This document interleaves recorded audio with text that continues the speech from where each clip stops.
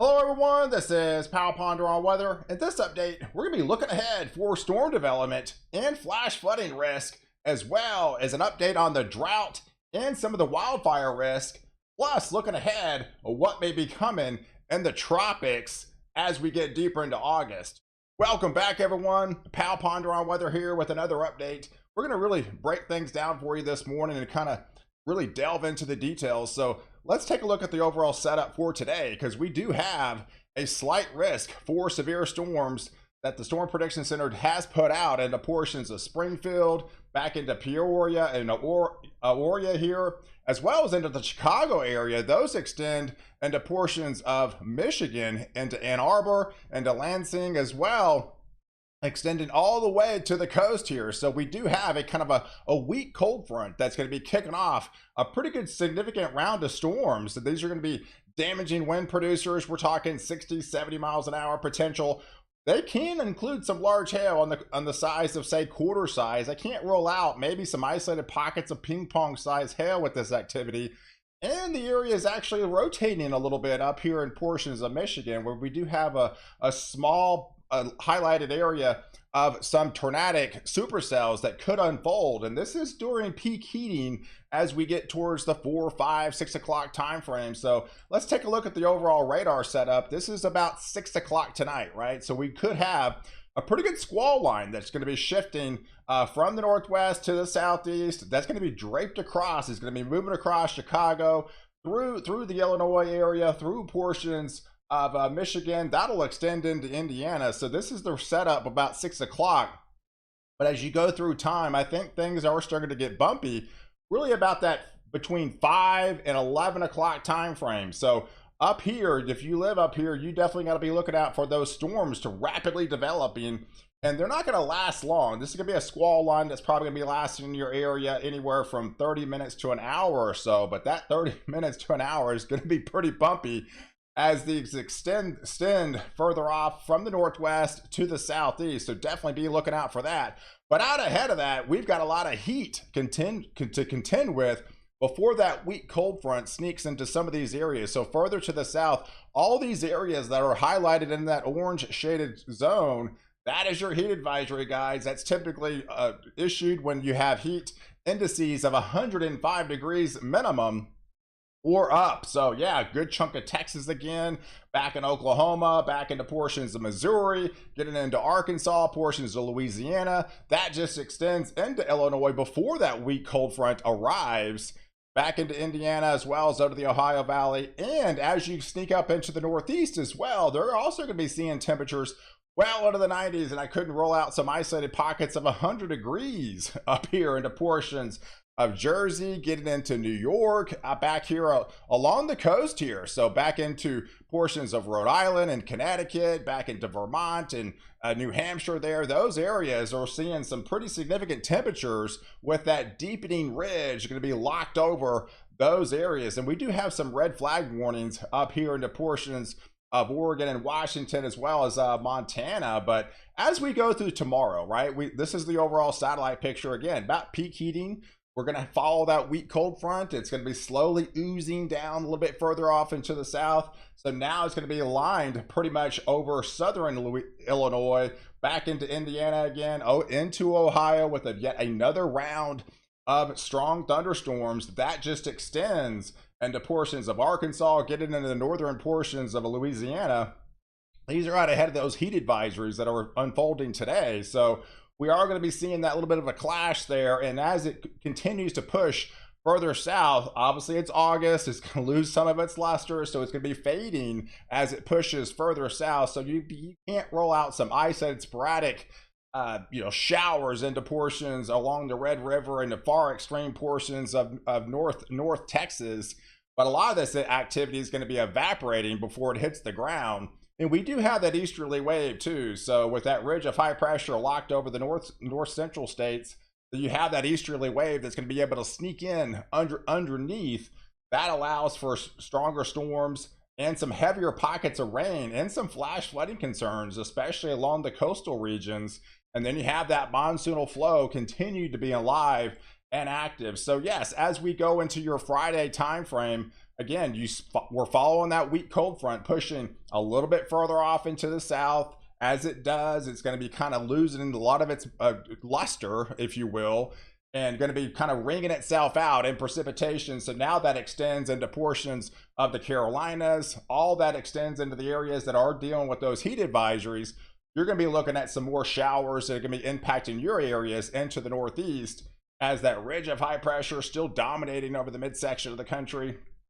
And then you have that monsoonal flow extending with complements of dissipating Frank out there. It's actually giving some beneficial rains. I'm talking very beneficial rains into portions of California and in Nevada. I don't get to talk about rain in those areas that often. So yeah, we got some showers at least to talk about in some of those areas in and around the Vegas area. Obviously, these areas can't afford to get much rain in a short amount of time. So some of these can be pretty strong producing flash flooding events. And if you get anywhere really over a half inch in a short amount of time, that actually produces flash flooding in those areas with all that dry soil that it's unfolding. But yes, as we get into your Saturday time frame, extending into the weekend, again, we're watching that kind of a weak front to kind of push itself and lose some of its luster. But we do have another cold front. We are actually talking about another potential cold front that's actually going to be cooling things down and about 5 to 10 degrees on average, but it's going to bring another round of showers and thunderstorms as we get deeper into your Saturday and Sunday time frame in the midsection of the country. And you can see some of these temperature anomalies as we get into your Sunday time frame, is those 5 to 10 degrees below average temperatures, complements of that little cool front, if you will, pushing a little bit further off into the south. So we are going to bring a little bit heat relief in some of those areas, even for a short amount of time. But that cool front is definitely on the table. But extending going into Monday, yeah, we can talk about more rain into the desert Southwest, pushing into Southern California. This is really a welcome sign with this just continuing monsoonal flow. It's going to be alive and prevalent there. And then again, those just leftover moisture that's fading from what was Hurricane Frank. Now it's dissipating, but it's leaving the remnants, at least the remnants of some of that just tropical type moisture feeding into that atmosphere. And hey, they'll take everything they get, even though these are very light amounts. These will, at least give you some hopes of some rain in those areas, what they're extending into just that massive and ongoing drought. They've been inundating those areas. And yeah, going into Monday, going into your Tuesday time frame, again, we've got those subtle cool fronts, right? And hitting those same areas, these areas in Kentucky. I don't need to tell you. I mean, it's been devastating to seeing all those pictures out there, all the, historic flooding, unfolding. And then this just you're getting a lot, just more rain in those areas. So they just can't catch a break with more rain Monday going into your Tuesday timeframe, and a lot of the same areas that simply just don't need the rainfall. But looking ahead, right? So let's look at the drought for August, and if there's any hopes that's on the table. So where it's going to be continuing and actually getting worse are portions of California into Nevada, getting into portions of Oregon here. Much of Texas will continue to get worse with that deepening drought. There are pockets in the midsection of the country that will continue to get worse, as well as into portions of Rhode Island and Connecticut, where they all have experience in their dry conditions as well. So where it may be starting to develop is up here into portions of Pennsylvania, going into New York with overall drier conditions on average, extending for the rest of the month. Where it's going to be ending, at least somewhat coming to an end, is with the monsoonal flow, right? As they slowly eat away the drought over time, they will, won't put a complete end to the drought, but it'll put a major dent on what's happening out there with just the continuing rounds of monsoonal flow and those areas. But yeah, if you extend the data, so let's get really nerdy now, right? Let's take you back in history, right? And so, obviously we've been dealing with this La Nina. Put a La Nina video out yesterday. If you did miss that, go back and look at yesterday's. I'll highlight it at the end of this video so you can click on it so you can watch that video if you missed it after this one. But Here's the history, guys. We go back all the way to 1895. You're talking almost 123 years of data here. And, we've been dealing with this drought and just the compounding effects. There's pockets in California and in Nevada, you're driest, right? That's your driest you've ever seen in that 123 history. Parts of Texas, you're showing up in red as well. Again, the driest, and if not the top 5 driest for the good chunk, if not all of Texas. All those areas and the blue shaded areas, that's where it's been the complete opposite. You're seeing your top 10 wettest time frame of all time. So that's just indicative of that, just the La Nina that's just going to be alive and prevalent, and it looks to be even getting stronger as we speak, and that doesn't look to appear to go away anytime soon for the foreseeable future, extending well into the end of the year. So we still got at least on minimum of 4 to possibly 6 months to deal with this La Nina going forward. But yeah, looking ahead as we get into August, right? So we're in August right now. We start to turn the clock. We went through summer solstice. Days are getting shorter. So as we go through time into August with the sun angle, tilting, that just allows these little cool fronts, right? I mean, over time, it's just the subtle changes headed into fall, right? So you look farther to the north, this is the amount of darkness gained during the month of August. So yeah, all those areas into far northern portions of Canada, back into Alaska will extend, 3 to 4 hours of added darkness over that month time frame. But as we move further to the south in the midsection of the country, you're adding another 1.5 to 2 hours on average over time. And then of course, further south you get down towards Texas, you're talking about 50 minutes on average that you're going to be adding towards darkness. So that just complements and it makes things easier to try to cool things off. And that's just your normal progression as we get into your out of August, out of summer, and heading into fall, into September. So, but let's just overall snapshot, right? So here's the latest guidance, the temperature anomalies over the next week, right? So this is your over the next 168 hours. On average, you're looking at above average temperature anomalies in a good chunk off the west, where you've got the rain and it's prevalent over the desert southwest. You are going to be experiencing those cooler in average conditions, where you've experienced that ridge of high pressure that's dominating. You're going to be extending and keeping those well above average temperatures alive. But where you show that weakness in the successive cold fronts and these little easterly waves that come across, there's that portion in the Ohio Valley into the portions of the deep south here into Louisiana that's going to be below average. And then of course you got the heat continuing to remain in effect overall for the Northeast for the next week. Here's your precipitation. Obviously, where you got some cooler conditions, you're getting the rain, right? So you got that pocket up here across the Ohio Valley and that easterly wave where the high pressure is locked and loaded, dominant. You're going to be experiencing those drier conditions. Going forward, if you're looking at week 2, so this extends through the second, between the August the 11th and August 18th timeframe, on average, again, with overall that ridge of high pressure still dominant. So you get these little weak cold fronts, but over time, as they average out, they lose its luster, and you're still looking at well above average temperature anomalies in a good chunk in the middle part of the country, where you're getting a lot of the rain, a lot of the cooler fronts and these easterly waves that come across, experiencing those cooler conditions. And again, that's where the rain showers are going to be as well as we get into that second week of August. And I had a request to include the smoke and the fire as well. And so those areas, you're looking at these little dots here, these are just major cities we're actually reporting good air quality. So this map is not all bad.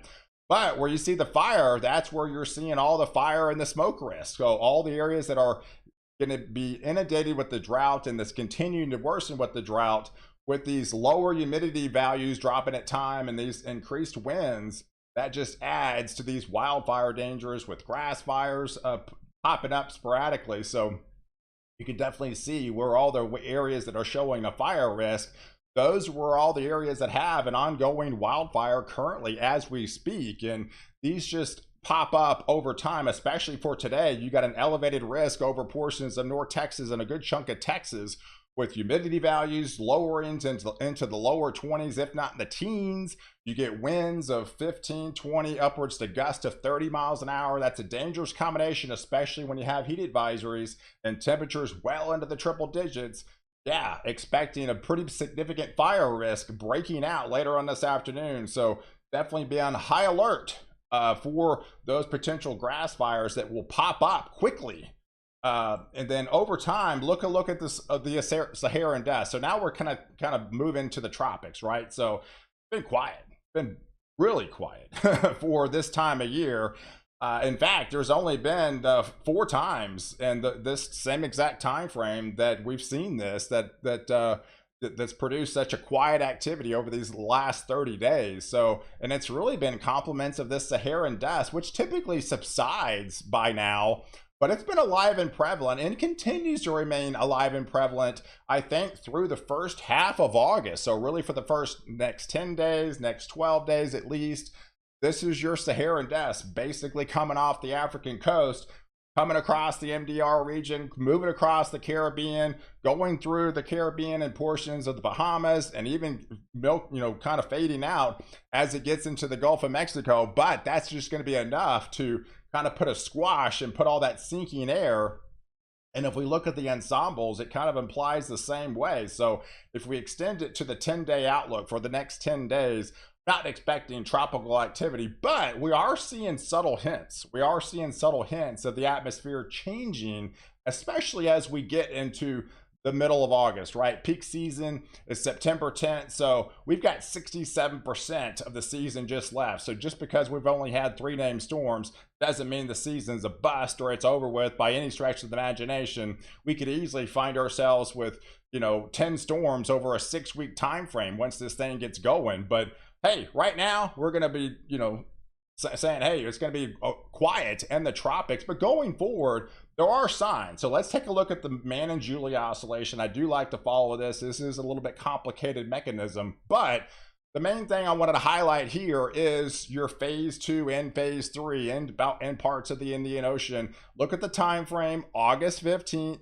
quiet now, but it's going into an active phase. So if you're looking at just on layman's terms, all you got to look at here is say, hey, once it gets into phase 2 and phase 3, on average, that's a pretty active phase for tropical development. And we're going to be there in the second half of August. So I do think things are going to be ramping up as we get deeper into the August, especially the last week of August. And that's really, if you extend going into some of these ensembles guidance and extending and far out. I mean, this is about August 15th, getting into the 17th timeframe.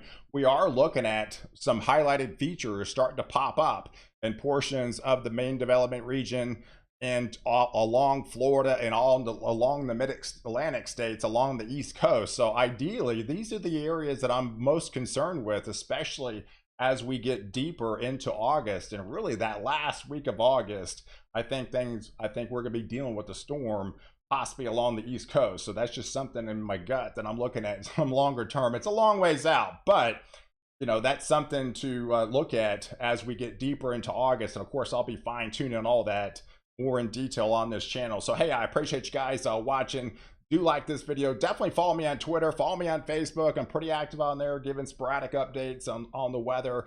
And stay tuned to the next update where I protect you before and after storm.